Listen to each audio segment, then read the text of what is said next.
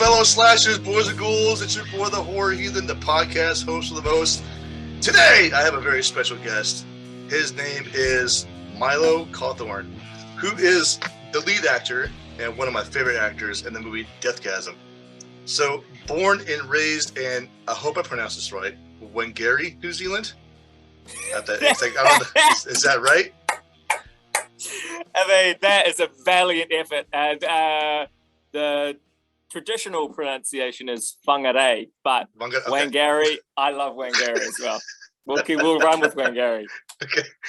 So you developed a love for acting at a young age and participated in several productions in the local community theater. But your talents took you further than just your hometown, appearing in several television shows as pet detectives, which I wouldn't think at all you'd be a pet detectives at all. It doesn't seem like you're seeing it all, but you did it. And you made a home on stage and even performed as a part of the New Zealand's Young Shakespeare Company in the Globe Theatre. That is awesome, because I heard the Globe Theatre is a very prominent theater, and it's got a lot of reputation behind it. It does. It's got a big rep to uphold, the Globe Theatre. In 2011, you moved to LA. You went to the West Coast, which you're more brave than I am. I could never move to Los Angeles because the crime rate there is just unbelievable. It's uncanny. And you began filming the movie Blood Punch, which I've also seen.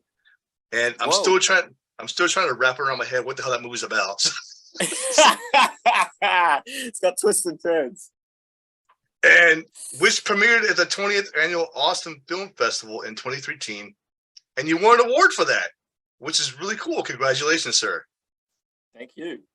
Now, it was at the Dark Matters Horror Thriller category. And you also appeared in several short films, including Andy, May and Ash, and I Love L.A. So, and now you're back in New Zealand, right? According to your bio. New Zealand. Okay. Back home. Okay. So, ladies and gentlemen, Mr. Milo Cawthorne, the awesome, the most fantastic, best New Zealand actor I've seen in movies ever. So, how are you doing today, sir? Maybe the only New Zealand actor, but the best by far. Yes, the best by far. In my opinion, the best by far. That's right. So, like I said before, as I mentioned before we started, I especially love Deathgasm because it's like watching a New Zealand version of The Evil Dead, with the humor, the blood and guts, the weird shit going on in that movie. And I'm like, what the fuck is going on? But I loved every minute of it because it was great. It was fantastic. Yeah, someone described it as like Bill and Ted on meth, and I thought that was pretty apt. Yeah, that is a really good, accurate description. Bill and Ted on meth. So which one's Bill and which one's Ted? That's a very good question. I wish I could say I was Keanu, but I don't think I'm cool enough. So I might have to be the other guy. So you have to be Bill. Well, you are shorter than the other guy, so I guess you have to be Bill. There you go. See, it makes sense. So you won an award for Deathgasm at the Mullins Film Festival, and you were nominated. You were nominated twice for Best Actor for Deathgasm. Yes, you were nominated twice at the New Zealand Film and TV Awards, and again for Best Actor in Blood Punch at the Hoboken International Film Festival. Just to get nominated is awesome. Once again, I congratulate you because I'm trying to get that status of getting some kind of award for my podcast and YouTube channel, but I'm working on it. Yeah, well, there's got to be some horror nominations for horror podcast nominations out there, surely. Well, I'm working on that. I'm doing my research. I see it in your future. I see it in the near future. Oh, do you? Okay, that's great. I appreciate that.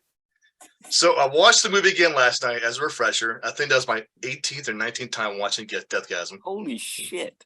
Yes, I love the movie. I told you. I love it. It's one of my absolute top favorites. So you've seen it more than I have. So what was the influence behind this movie? What started it all? So as I was saying, Jason, the director, Jason Lee Howden, he is a huge metal fan, and he grew up in kind of a weird small town in New Zealand that didn't take too kindly to metal or metal heads. And so it's kind of semi-autobiographical, really, of him growing up in a school. He was like a weird kid who liked metal, and then suddenly this new guy came from out of town, and they were bonded by their love of metal and horror. I think Jason was really into horror movies as well. And the older kid was kind of intense, would do kind of like, came from a bit of a rough household, was like, just a bit more violence and a bit more like, had a bit more angst than Jason did. And so I think a lot of that is shown directly in the film. And then I think it's just from the rest of the film is from Jason's love of horror and love of metal, and just kind of splicing the two together. But yeah, definitely Evil Dead was a huge inspiration. But I think a lot of it is Jason's life and love. It was a really personal move for him. The kill scenes, I love the kill scenes. There's some of the best kill scenes. Yeah, for real.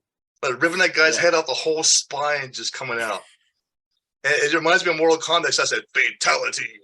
It was just great. Yeah, totally. Yeah, he definitely pushed. I mean, it shows you how much horror that Jason has watched, and also his kind of comic sensibility. His like graphic novel kind of sensibility. He wants to see the absurd, the like cartoonish, like almost. So the scene in the garage with the rest of the band members, where all you are attempting to come up with band names. I think I laughed so hard. I think I pissed myself twice just because laughing so hard. The names you're coming up with. And I'm gonna have to edit this later, but maggot sperm. I was like, what the hell? Maggot Sperm was that was a hot contender for the name of the film. Maggot Sperm was so close. Such a good name. And the guy's like, Deathgasm, all in capital letters, because small letters are for pussies. So I was like, okay. Yeah, I remember that take. We kind of, Jason had written like a lot of the good ones, but then he kind of just let the cameras roll, and we just tried to come up with some ones on the spot. But I think all the good ones are from Jason's writing. Well, it was good. It's like the words coming out on the screen, like all these different names and pictures coming out. Very picturesque, just saying, because it's just coming out. And that's another thing I like about the movie, because all these graphics, it's fantastic how it's integrated within the film. Yeah, and I think because Jason used to work for Weta, the Peter Jackson kind of visual effects company. He did lots and lots of work for like years, and so I think he has lots of contacts in that industry. But yeah, I should really know the name of the graphic designer and the guy who did all the fonts and stuff, because he was amazing. But yeah, it's like heavily incorporated in the dream sequences. There's a lot of that stuff incorporated, and I think that's all from Jason's time working at Weta. And I'm sure I'm not the only one wondering this who's ever seen the movie. How did the sex toys come into play with killing the demons?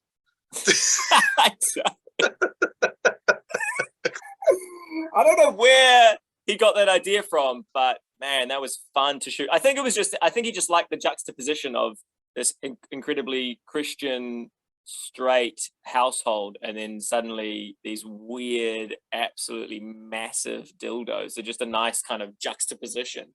But that was so. I mean, there's a couple of deaths I think that happened with sex toys, or maybe it's just the one. But it was so fun to shoot, and we were doing slow-mo, and truly a great day on set. The two dildos that settled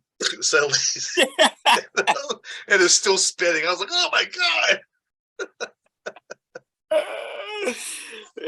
Yeah. We didn't hold back. Now, I know you guys had to have bloopers in the movie. There had to be bloopers, or otherwise it wouldn't have been a funny movie at all. There were lots of bloopers. I remember there were lots of the one blooper that I do remember, that like it was, I believe, for when we were chainsawing into the abdomen, and they had like a blood pack set up with a certain amount of pressure, but we were kind of shooting pretty fast. It was pretty low budget, and so the guy had pressurized up the blood for the blood squirting out of the abdomen, and first time we tried it, and we were just on a little set inside a garage basically, and the blood shot over the walls of the garage and just sprayed. There was like camera equipment, there was like grip gear, there was lights, like just in storage, and everything just got covered in blood, and they had to like clean everything up by hand. But there were lots of moments like that, and also just lots of moments where, or just off camera, you'd walk around a corner in the set, and there would be a box of like body bags and legs and like a mutilated corpse just waiting to be shot, and it was it was intense. So what's your favorite kill scene in the entire movie? I too am a big fan of I think he puts his foot on the guy's shoulder. You've mentioned it before, but where he pulls the head out with the spine attached. Yeah. There is something beautiful in like and cartoon. It's almost like Looney Tunes, where your skeleton can be just like slipped off from its ribs. I really like that one. It's like, I think it's either Mortal Kombat had influenced that, or the movie Predator. One of the two. Yeah. It's like, wow, the whole spine just coming out. Like, now that's impressive. I mean, there's the one where there's a guy on all fours on the floor, and then a chainsaw up the ass. So yeah, with your ass. That's pretty good. That's pretty good. Wow. So it looks like you guys had a lot of fun doing the movie. I'm sure you did. Yeah. If you got to have fun while filming a movie like Deathgasm. And that's right. Yeah, go ahead. If you had a lot of. Well, I was just going to say, like, we were shooting fast, but Jason was really good because Jason loves that stuff. He's like a kid, he's like, yeah, like more blood, like, yeah, let's try and get it, like, yeah. So it was always like, it always felt like we were pushing the envelope and trying to like make it more absurd, make it crazier, make it more intense. And so it did definitely feel like on set, felt like at some days you were like, I can't believe there's a team of people working to make these two dildos stick inside this person's head, like, what are we doing with our lives? But that is fun. That was fun. And like, when they pull the sex toys out of the box and he just sticks it in your mouth, you're like, oh. And the anal beads coming out. I was like, oh my God. I was like, I don't want my wife to watch this because she will be disgusted. Actually, speaking of that, my girlfriend has never seen it either. And she said today before I came on, she was like, we should really make an appointment to watch it because I've never seen it. And I was like, I don't know, you're gonna like it.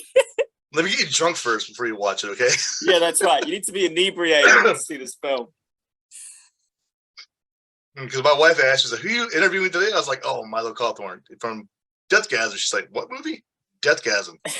She's like, I need to watch that. No, you don't.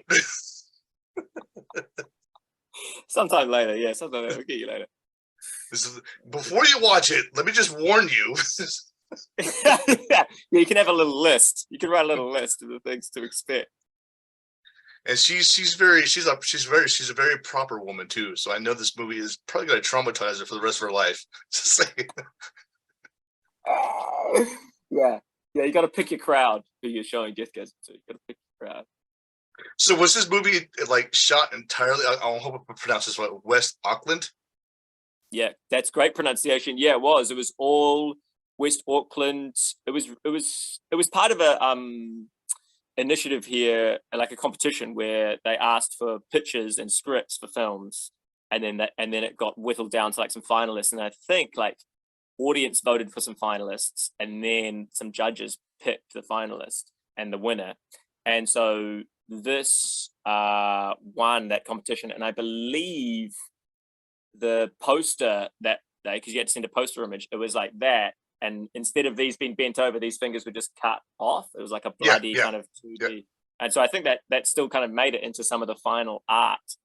But yeah, it was all it was all a New Zealand crew. I think they flew Kimberly Crossman. She was in America, and she flew back, I think, on her own dime specifically for this film, because she was just like, I got to be in this film.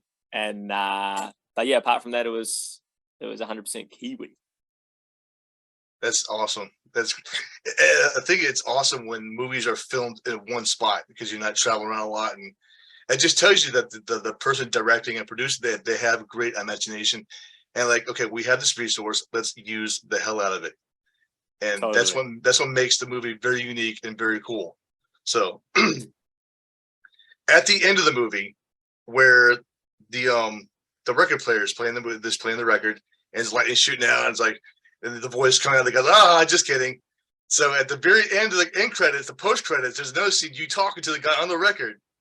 And I'm like, what the hell is there going to be a sequel? Please tell me there's going to be a sequel to this movie. Well, Jason just contacted me like a matter of weeks ago and said, do you want to be on board for a sequel that's hopefully going to be starting to ramp up next year? And I was like, of course, I would drop pretty much anything to do a sequel to Deathgasm. So yeah, look, I'll keep you posted. But as far as we know, there's rumblings of something happening next year. That's all I know so far. But I think he has a script in mind. He has a story, because I think he's made a comic book, which just got released, which is kind of a sequel to the story. So yeah, I mean, look, I hope as much as you do that another one gets made, because it's been so fun, and it's touched so many people. You know, so many people contact me about Deathgasm, and it's such a joy to be a part of. So is it just called Deathgasm 2, or is it like Deathgasm 2: The Return of Megasperm or something like that? Deathgasm 2: Maggot Sperm's Return, eh? The Maggot Sperm Deluxe Edition. I reckon we got to get Maggot Sperm into the title somewhere. The one part on the bench you're showing, I can't remember her name, the blonde girl, but her character's name is, and you're showing her the CDs, and she says anal cut. She goes, I was like, oh my goodness, that reminds me of my high school days. I'm sorry. Showing my friends all my CDs, are like, what are you listening to? Well, I think that's the thing. Like, he tapped into. So many people have said that, and I grew up in Whangarei, in a pretty small town in the north of New Zealand, and you know, I wasn't into super heavy stuff. Like, the heaviest I got was like Sepultura and Metallica. You know, it was pretty mainstream. But even then, I could connect with some of the stuff, and I think that's what Jason did so well. Is like, he connected to that feeling of being like a metalhead and like a horror fan in a community that's like, when you're not in a big city and you don't have the internet to reach out to other people like you, then it's like, yeah, it's like, that's what the movie does so well, is it connects you back into that time. Well, those real band names, or just made up names on the CDs you were showing to her? I think some of them were real. Really? And some of them were made up. But I think knowing Jason, I wouldn't be surprised if a lot of them were real. Like, he's a stickler for details. That is fantastic. I have to check out this. There's a band called Anal Cunt, just for the hell of it.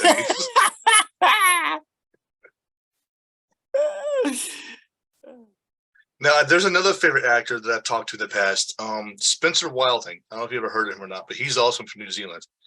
And I'm going to find Spencer Wilding. Yeah. Talk to me about Spencer Wilding. So he played Darth Vader in Star Wars Rogue One. That was his character. And whoa. Yes. So he does a lot of creature roles. But I was talking to him, and his accent, I was like, you're from New Zealand, aren't you? He's like, how'd you know? I was like, I recognize the accent, because I spoke to a lot of actors from New Zealand. So. Crap. Far out. Yeah, he's huge. He's 2 meters tall. Yeah, he's built like a tank too, so. Wow, Buzzy. I got to meet him. I got to meet Spencer Wilding. Yeah, fantastic guy. He's really cool and laid back. So, and cool. Going to horror movie conventions, you'd be surprised how laid back the horror actors are. You just go up there and shoot the shit with them. So yeah. opposed to going to like a comic convention. I tried to go up and talk to someone, the guy who played Darth Maul in Star Wars. He was just, I hate talking bad about people because it's not me, but his publicist was such a prick. So he would not let me get within 5 feet of him just to ask him a question. Wow. Yeah. It is, I mean, it is interesting, isn't it? Like the horror, I feel like the horror community there is a real sense of like equality, and everyone's keen because so many people in the horror community are such fans. It's like, yeah, let's talk, let's share, and everyone's keen to like communicate and work together. But I feel like there's a different vibe in other genres. Yeah. Yes, it's like the very first horror convention that I volunteered at was here in New Jersey, in Atlantic City. And the whole reason for volunteering was to meet Tony Moran, the guy who was the original Michael Myers from 1978. Whoa. Yeah, he was there. I was like, I skipped work that day just to go volunteer. I got called in sick, and my job there was to check wristbands. So I'm sitting in a chair, and this guy walks right past me, like, "Sir, I need to see your wristband." He turns around, and is like, "But I'm a vendor." I was like, "So where's your vendor badge?" He's like, "I'm Tony Moran," and I just froze. I was like, "Holy shit!" I am talking to the OG Michael Myers.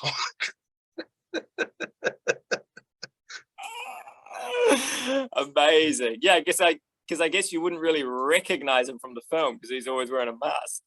No, because his pictures that the people who coordinate the convention, they always post like special guest announcements, and his picture was a totally different picture of what he actually looked like. So so you're like, who is this guy? So he walked past me, he had a beard and mustache, but in the picture he doesn't have a beard and mustache. So I was like, who is this? Who is this guy? He's like, "I'm Tony Moran." And I just froze. I was starstruck. And he's like, "Do you want a picture?" Of course I want a picture. Did you get the picture? I did. I have a hand on my wall, actually. So I have a hand because I'm a huge Michael Myers fan. My favorite icon. Right. That's awesome. And then his talent agent or his publicist walked up like 10 minutes later and said, "Hey, did you bring something for him to sign?" I was like, "Yeah, I brought my DVD, my 25th anniversary of Halloween." She's like, "Let me see it." Like, okay. And she walked back and she came back and Tony Moran signed the outside and inside of the DVD for me. So for free. So I'm like, I am gonna put this thing in a glass case. I really am. Oh, that's so sick. That's so awesome. So did you get a chance to watch Halloween and Hellraiser, the two movies that I recommended to you? I saw Halloween and then I began Hellraiser and I was like, I should watch Hellraiser. I feel like I should watch Hellraiser 1 before I start Hellraiser 2. Is that correct? Or am I gonna? Yes. Yeah. No, you just watch the first one first, because if you watch 2, you jump in the 2, you're like, what the hell's going on? So yeah. Yeah, totally. But no, yeah, I saw Halloween. I loved Halloween. I also loved how like I didn't realize, but it's super suspenseful, you know, like it takes so long and long shots and it's obviously beautifully shot, but like I didn't realize it was going to be so like methodical and suspenseful. It was great. It was incredible. Yeah, that's John Carpenter. He all his movies are like that. Yeah. So because I think I've seen did John Carpenter do The Thing? Yes, from 1982. Yeah, I love that film. I love that film. And I'm interviewing Tom Waits. He was in that movie. He played Windows, the glasses at the radio. Oh, I'm sorry, I got him on the list too. Dude, that's sick. Wow, that's gonna be cool. And there's another one I'm looking forward to, Lou Temple. He has played a lot of horror movies, like a lot of Rob Zombie films. So, yeah, right. So I'll get to interview him on Tuesday about his role in the movie Feral. So nice. Dude, that's exciting. I'll have to listen in. I definitely want to hear if the Windows interview happens, I definitely want to hear that. And yeah, I'll check the Lou Temple one. Yeah, I got to talk to Tom Waits because we've been putting that one off for a while because everyone's been busy for the Thanksgiving and he's got a business to run. So it's hard to. So when you said, "Let's do this," I'm like, yes, I can finally. Yeah. Hey, look, I don't have any business to run. I'm on holiday in New Zealand until someone hires me for a job, man. It's all good. Well, if I was a director or producer, I would definitely hire you on the spot. There you go. There you go. The endorsement. the endorsement rings out. So hopefully when I put this on YouTube, someone's gonna watch it eventually. That's right. Because I do have someone in LA who is promoting my podcast. So nice. Yeah. And hopefully he'll put the word out. So yeah. This is why I'm doing this is for actors who want to get their names out. It's like, okay, I need to work. Totally. Because I know people go crazy. It's beneficial for both of us. You get your word out, I get my word. There you go. Awesome. Well, I got the 5-minute warning, so I need to. No, I'm not upgrading. Leave me alone. I like it though because it forces speed. You gotta speak quickly. You gotta think quickly. I love it. Yeah. Ladies and gentlemen, boys and ghouls, the awesome, the amazing, the award-winning Milo Cawthorne. Thank you so much for joining me on this fantastic day. You are most wonderful, sir. And I wish you nothing but the best in your career and keep winning more awards. Thank you so much, sir. You'll join me in the award-winning category very soon, no doubt. And it's been a pleasure to speak to you and South Jersey Horror Podcast. Get Absolutely. It on. Let's go. Rock on, brother. And rock on, bro.